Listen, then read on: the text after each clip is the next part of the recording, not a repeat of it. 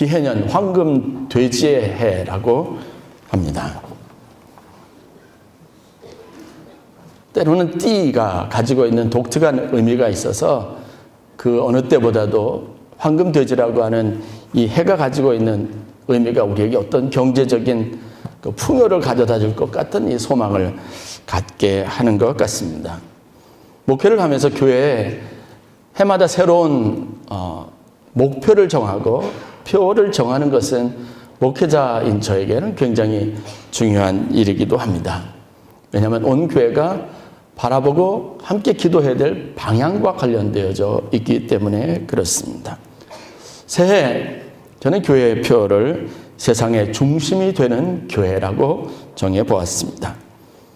그것과 관련된 말씀이 오늘 우리가 함께 나눈 이사야서 56장 6절부터 8절까지 있는 말씀입니다. 교회가 세상의 중심이 되는 꿈을 꾸는 겁니다. 이것은 결코 거창한 말이 아닙니다. 성경을 가만히 들여다보면 이것은 하나님이 세상을 창조하시고 인간을 만드신 가장 중심된 목적 가운데 하나였습니다. 모든 사람들이 세상의 중심에 서서 하나님의 거룩함과 아름다움과 능력을 선포하는 것이 하나님의 뜻이었다라고 하는 겁니다.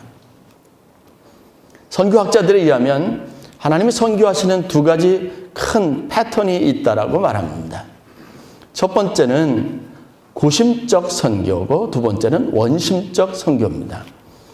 쉬운 말로 풀이하면 하나님의 교회가 가지고 있는 하나님의 영광의 아름다운 것을 세상이 보게 해서 사람들로 하여금 구심, 중심을 향하여 그 하나님의 성전으로 모여들게 하는 방식으로 선교가 이루어지는 것과 두 번째 원심적인 것은 뭐냐면 복음의 능력을 가지고 성도들이 세상의 다양한 곳으로 흩어져서 그곳에서 하나님의 나라의 복음을 전하는 방식의 선교 방식이 있었다는 겁니다. 구심적 선교, 즉 사람들을 불러 모으게 하는 방식은 구약 성경에서 드러나고 있는 가장 전형적인 선교 방식이었습니다. 이 민족도 저 민족도 다 하나님의 거룩한 성전 예루살렘을 향하여 모이게 했습니다. 많은 이스라엘 백성들이 꿈꿨던 비전이 바로 그겁니다. 각지에 흩어져 있던 많은 민족들이 전부 다 예루살렘을 향하여 모여드는 거룩한 환상을 꿈꿨습니다. 그래서 그것은 절기 혹은 율법으로 사람들에게 명명이 되어져서 해마다 일정한 시기가 되면 사람들이 전부 다 예루살렘으로 모여서 그것에 함께 예배드리는 일들을 하게 했습니다. 구심적 선교에 반해서 원심적 선교, 흩어지는 선교의 비전은 예수님이 이 땅에 오시는 것을 기점으로 해서 초대교회에서 가장 활발하게 이루어져 있었던 선교 운동이었습니다. 저는 오늘 하나님의 거룩한 목적을 중심으로 우리가 세상 사람들이 다 주목해서 바라볼 수 있는 그 중심 안에 서는 성도들이 되는 이 구심적 선교에 대한 것에 대해서 여러분들과 함께 비전을 나누고 도전하고 싶습니다. 여러분들이 세상의 중심에 있다는 사실들을 믿으시길 주의 이름으로 간절히 축원합니다. 이것은 우리가 가지고 있는 본질적인 사명입니다. 세상의 모든 민족이 다 하나님의 전으로 거룩한 전으로 성전으로 모이도록 하기 위한 이 구체적인 비전과 가르침은 이사야서에 가장 명확하고 분명하게 가르쳐져 있습니다. 우리가 추구해야 될 이렇게 많은 사람들을 모으기 위해서 하나님의 거룩한 성전으로 모여들게 하기 위해서 우리가 가져야 될 신앙적인 태도, 관심은 과연 무엇일까요? 세 가지로 여러분들과 함께 나누기를 원합니다. 첫 번째는 참된 예배를 통해서입니다. 하나님의 교회는 예배가 그 중심에 있습니다. 예배를 통해서 모든 것들이 가능하게 되어져 있습니다. 하나님에 대한 이해도, 하나님이 살아계시는 증거도, 하나님이 어떤 분인지를 체험하는 것도 전부 다 예배 행위 안에서 우리가 경험할 수 있는 것들입니다. 다양한 방식으로 찬양이 이루어지고 다양한 방식으로 말씀이 선포되고 다양한 방식으로 하나님의 말씀이 구체적으로 삶에 어떻게 적용되고 어떻게 실현될 수 있는지를 가르치는 일들이 교회에서 예배를 통해서 이루어지고 있습니다. 그러므로 여러분, 우리는 참된 예배자가 되어야 될 줄로 믿습니다. 아무리 생각해봐도 신앙생활하는 데서 제일 중요한 일은 뭐냐면 예배입니다. 여러분들이 최대한 진실되게 최선을 다해서 예배하는 예배자가 되어야 될 줄로 믿습니다. 바쁘고 분주한 삶에 현장을 떠나서 모처럼 우리에게 다가온 휴식의 시간에 여러분은 침대 위가 아니라 따뜻한 가정이 아니라 하나님의 전에 모여서 우리가 이렇게 예배하는 이유가 무엇일까? 여러분들은 분명히 집에서 쉬는 것과 교회에서 예배드리는 것 사이에 차이를 느낄 수 있어야 될 줄로 믿습니다. 여러분 스스로가 집에 누워있는 것보다 교회와 예배하는 것이 훨씬 더 복되고 훨씬 더 유익하다라고 하는 증거를 얻으실 수 있기를 주의 이름으로 간절히 축원합니다. 사모하는 마음이 생겨야 하는 겁니다. 교회 예배가 활성화되어야 될 이유가 무엇입니까?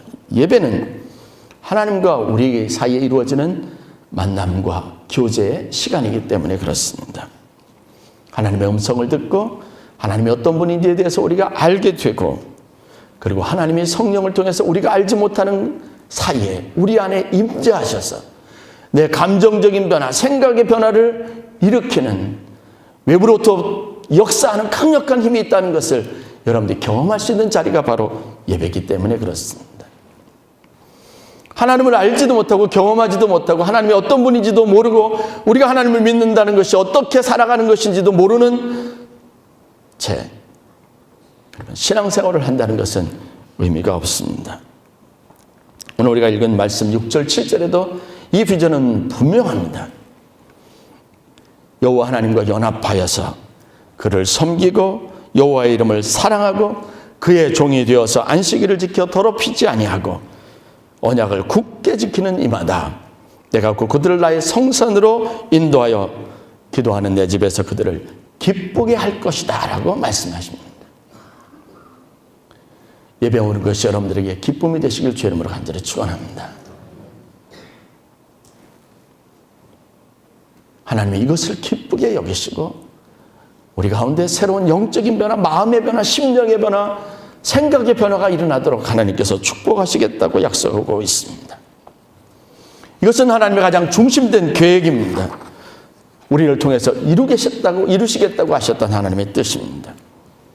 여기 만민이 기도하는 집이다라고 일컬음을 받는 것을 그 주된 목표로 삼겠다고 말씀하셨는데, 기도는 무엇입니까?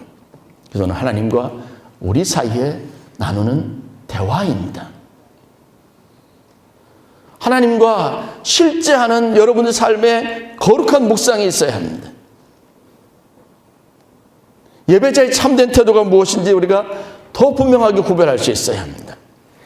이사야서 1장 12절 말씀에 보면 마음과 정성이 떠난 제사에 대해서, 그렇게 성전을 그냥 감각 없이 찾아오는 사람들에 대해서 하나님이 이스라엘 백성들을 책망하시는 말씀이 나옵니다. 이때 하나님이 책망하시면서 하신 말씀이 바로 이런 표현입니다. 이들은 내 마당만 밟을 뿐이니. 이곳은 그냥 단순히 장소가 아닙니다. 이곳에서 여러분들은 하나님의 음성을 듣는 축복이 있기를 주의 이름으로 간절히 축원합니다. 여러분들이 그토록 알기 원했던 하나님에 대해서 하나님의 어떤 형상이라도 만져보고 하나님의 어떤 모습이라도 그려보고 하나님에 관련된 어떤 상상력이라도 여러분들이 가질 수 있는 거룩한 것이 되어야 한다는 것이 주님이 원하시는 뜻이었습니다. 교회를 드나드는 것은 누구에게나 허락되어져 있습니다. 그러나 그곳에 참된 예배자의 준비된 마음이 없는 사람들, 예배의 목적이 없었던 사람들을 향해서 여러분 성경에서 예수님이 어떻게 분노하셨는지 우리가 잘 알고 있습니다. 가인이 맞닥뜨렸던 당황스러움이 뭔지 아십니까? 그냥 하나님의 이름으로 하나님 앞에라고 하는 제목으로 무엇이든지 하면 그것이 다 하나님이 받으시는 것인 줄 알았던 사람입니다. 그런데 아닙니다. 하나님은 속사람을 아는 사람입니다. 그 중심을 아는 겁니다. 예배하기 위해서 제가 그래서 여러분들에게 기도하는 시간을 가지라고 부탁드리는 이유가 여기 있습니다. 그냥 감각 없이 드리는 예배가 아니라 미리 준비된 마음을 가지고 하나님 배 없는 것 같은 마음의 거룩한 묵상을 가지고 성전을 바라보며 나와야 합니다. 최선 예배가 시작되기 전에 앉아서 여러분 하나님의 음성을 들을 수 있기 위해서 간절한 마음으로 소망하며 기도해야 합니다. 말씀을 듣기 전에 하나님 내게 필요한 말씀을 주시옵소서라고 하는 간절함이 여러분 마음속에 불현듯 있어야 합니다. 두드리고 찾고 구하는 것에 그 방식을 따라 그 소원을 따라 하나님이 응답하신다고 약속하셨습니다. 이것은 기도에 있어서 제1원칙입니다. 우리가 관심이 가는 것, 우리의 소망이 있는 것, 우리의 바람이 있는 곳에 하나님께서 그것을 따라 응답해 주시겠다고 약속하셨기 때문입니다. 솔로몬이 성전을 지을 때 그것을 하나님 앞에 봉헌했습니다. 그가 가지고 있는 기대는, 그가 가지고 있는 바람은 분명했습니다. 누구든지 성전에 나와서 하나님 앞에 기도하는 것은 그에게 응답되어지는 축복이 있기를 원했습니다. 병든 자가 오면 그 병든 자는 그 성전에서 하나님을 경험해서 하나님의 치유를 경험하는 그 성전을 나갈 때 건강한 모습으로 나가는 것을 기대했습니다. 자신의 죄에 대해서 통회하는 마음이 있는 사람은 나와서 그 마음을 어루만져 주시는 하나님의 위로가 있기를 간절히 바라는 소망이 있었습니다. 그의 이런 간절한 바람이 그의 기도가 되었을 때 역대하 7장 12절부터 15, 16절의 말씀을 보면 하나님이 그의 간절한 기도에 대해서 응답하시는 말씀이 기록이 되어져 있습니다. 이곳에서 하는 기도에 내가 눈을 들고 귀를 기울이니 이는 내가 이미 이 전을 택하여 거룩하게 하여 내 이름으로 여기 영영이 있게 하였습니다. 내 눈과 내 마음이 항상 여기 있으리라. 거룩한 십자가의 위에 주님이 계십니다.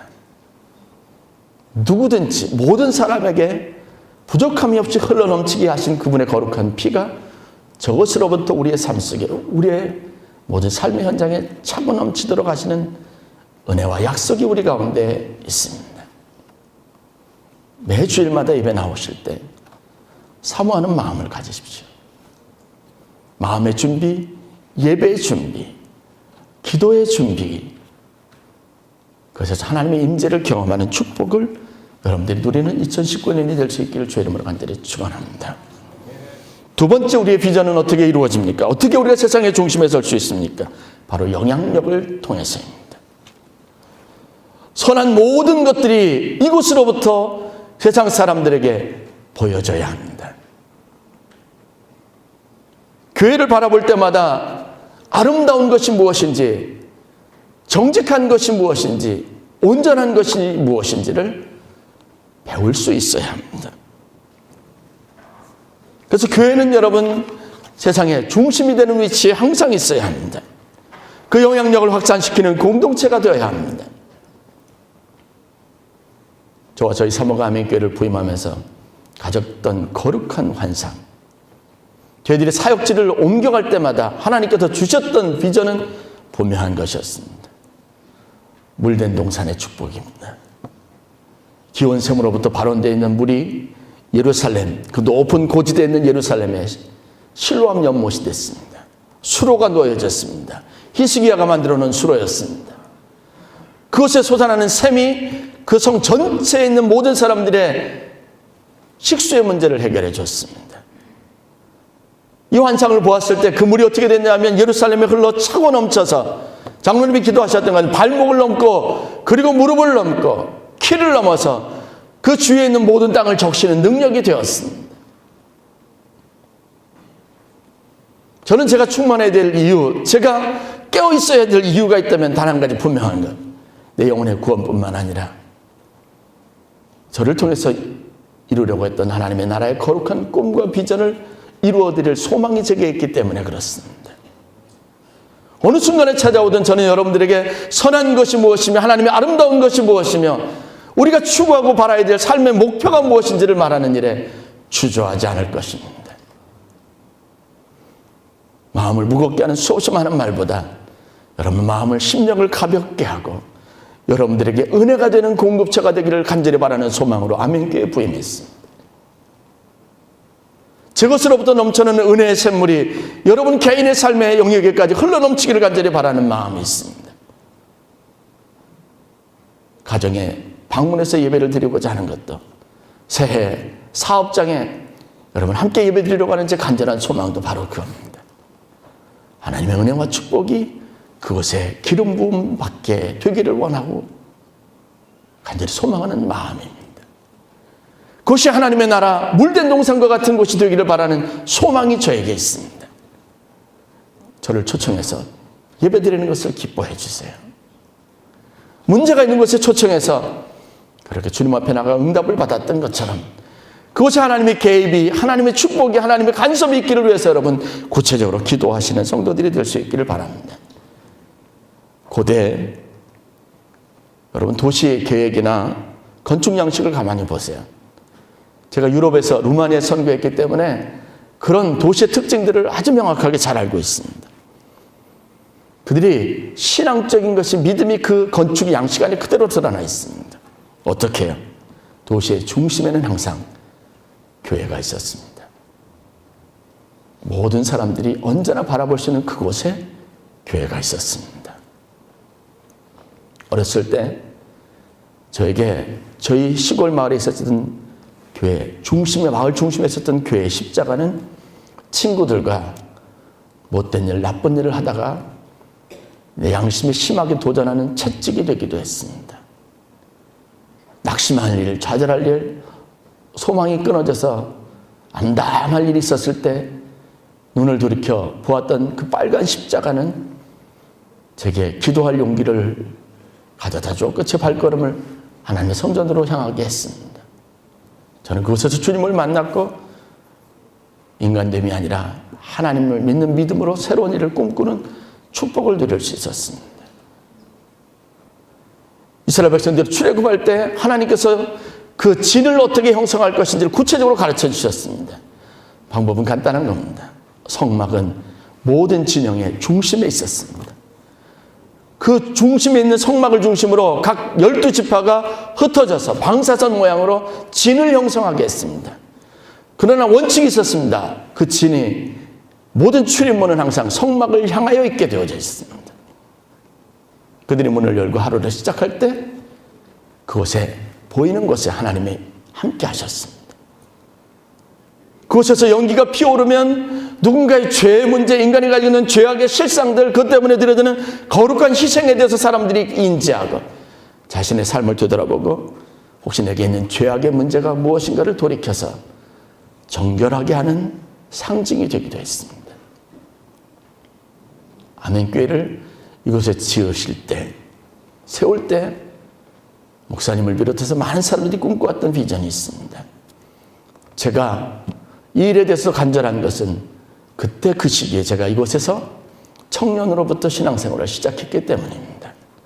어떻게 이 성전에 올라갔으며 이 성전을 지을 때에 여러 가지 좌절할 만한 일이 있음에도 불구하고 힘껏 정말 최선을 다해서 정성을 들여서 낙심하지 않고 하나하나 벽돌을 쌓아가면서 이 건물을 완성했던 단 한 가지 마음은 이 지역사회에 흑암의 권세를 물리치고 빛의 영광을 드러내는 교회가 되기를 바랬던 소망이 있기 때문에 그렇습니다. 관공서가 위치해 있는 그 중심에 전철이 지나가는 역사의 핵심적인 지역에 중학교, 고등학교를 가까이 두고 있는 이 중요한 위치에 하나님이 교회를 세우신 것은, 막대한 건축 비용을 들여서 교회를 세우신 것은 이 모든 영역에 있는 사람들에게 빛이 되라고 하신 하나님의 부르심인 줄 믿는 믿음이 있었습니다. 그들을 섬기기 위한 목적이 있었습니다. 교회는 진리에 대해서, 선하고 아름다운 것에 대해서, 사랑의 가치에 대해서 사람들이 늘 언제나 눈앞에 마주치고 대할 수 있는 거룩한 신앙 공동체가 될 사명이 있습니다. 이 공동체의 거룩한 사명의 중심에 여러분의 삶이 있기를 바라고 아멘교회가 위치할 수 있기를 주 이름으로 간절히 축원합니다. 마지막 세 번째는 선교 공동체의 거룩한 비전을 하나님이 주셨습니다. 왜 세상의 중심에 교회를 세우십니까? 왜 우리를 세상의 중심에 있게 하십니까? 오늘 8절 말씀을 보면 이런 구절이 있습니다. 이스라엘의 쫓겨난 자를 모으시는 주 여호와가 말하노니 내가 이미 모은 백성 외에 또 모아 그에게 속하게 하리라. 거룩한 빛은 흑암을 물리치게 하고 어둠 가운데 있는 사람들을 그 빛으로 나오게 하는 힘이 있습니다. 우리가 가지고 있는 이 거룩함, 진리를 추구하는 삶, 예배, 그래서 하나님을 경험하는 이 축복된 삶은 세상에게 분명히 소망이 될 겁니다. 믿음을 따라 살려고 하는 우리의 모든 노력은 세상 사람들에게 부러움이 될 겁니다. 이미 모은 자 외에 하나님이 또 다른 사람들을 모아서 우리에게 속하게 하시겠다. 저는 이 방식의 부흥을 꿈꿉니다. 바로 구심적 선교입니다. 하나님이 우리 아름다움을 세상에 드러나게 하실 것이고 모으게 하실 겁니다. 그것은 하나님이 아브라함과 이삭과 야곱과 요셉에게 주셨던 축복의 방식이었습니다. 아브라함은 여러분, 그가 가는 곳마다 모든 사람을 복되게 하기 위해서 하나님이 훈련을 경험했습니다. 그럴 만한, 빛이 될 만한, 믿음의 조상이 될 만한 훈련을 시키셨습니다. 그래서 그가 가는 곳이 복의 근원이 되는 축복을 누릴 수 있었습니다. 요셉이, 여러분 우리가 아는 스토리에 의하면 형들의 미움을 받아서 애굽의 노예로 팔려갔고 보디발 장군의 집에 있다가 모함을 받아서 감옥에 갇히고 마침내 애굽의 총리가 되었다. 입지적인 스토리만 여러분 기억을 하시지만 아닙니다. 그 뒤에 하나님이 하시는 역사들은 이렇게 구체적으로 기록이 되어 있습니다. 하나님이 요셉을 형통하게 하셨고 사람들은 그것을 보았다는 겁니다. 요셉은 단지 샘플이었습니다. 그것이 모든 것이 가능하게 하신 것을 사람들은 어떻게 보았냐면 하나님이 함께 하시고 하나님이 형통하게 하셨고 하나님이 도우셨다는 것으로 보았습니다. 그 요셉을 그곳에 보낸 목적이 무엇입니까? 애굽 땅에 심으신 목적이 무엇입니까? 야곱이 축복했던 것처럼 아들 요셉의 축복했던 것. 요셉은 여러분 담장을 넘는 무성한 가지라고 축복했던 것처럼 그는 그의 지경을 넘어서 존재하는 것으로 7년이라고 하는 긴 가뭄이 있던 시기에 그 주변에 있는 모든 사람들이 굶어 죽지 않고 생존할 수 있게 하는 중심에 있게 하셨습니다. 이삭과 그의 가족들이 여러분 블레셋 땅에 있었습니다. 모함을 받아서 여러 쫓겨나기도 했습니다. 그런데 여러분 결론은 무엇인 줄 아십니까? 아비멜렉과 블레셋 지역에 있었던 많은 군대 장관들이 이삭을 찾아왔습니다. 그리고 그 앞에 무릎을 꿇고 고백합니다. 우리가 여호와가 당신과 함께 있는 것을 보았으며 여호와가 당신에게 복을 주신 것을 보았다고 말합니다. 결론은 무엇인 줄 아십니까? 그 어렵고 힘든 시대에 블레셋 땅에서 이삭이 판 우물로 하나님이 그 터뜨린 샘으로 그 지역에 있는 많은 사람들이 물을 마시며 가축을 기르며 살아가는 축복을 누릴 수 있었습니다. 우리의 축복도 이와 같습니다. 우리가 꿈꾸는 부흥도 이와 같습니다. 흑암 가운데 있던 자들이 빛으로 광명으로 나오는 위대한 꿈. 예배하는 백성들에게 그 예배를 사모하는 사람들을 모아주시는 거룩한 꿈. 그 꿈을 가지고 2019년을 출발하기를 원합니다. 세상의 중심이 되는 교회와 성도들이 될 수 있기를 주의 이름으로 간절히 축원합니다. 여러분들이 들을 여러분의 삶의 명예는 이겁니다. 여러분들이 그곳에 있어서 그곳에 있는 모든 사람들이 복이 되었던 것. 아멘교회가 여기 음동에 있어서 우리가 기억하는 역사에서 이 지역이 복되었다는 놀라운 소식입니다. 그 일을 위하여 쓰임받는 저와 여러분들이 될 수 있기를 주의 이름으로 간절히 축원합니다. 기도하겠습니다.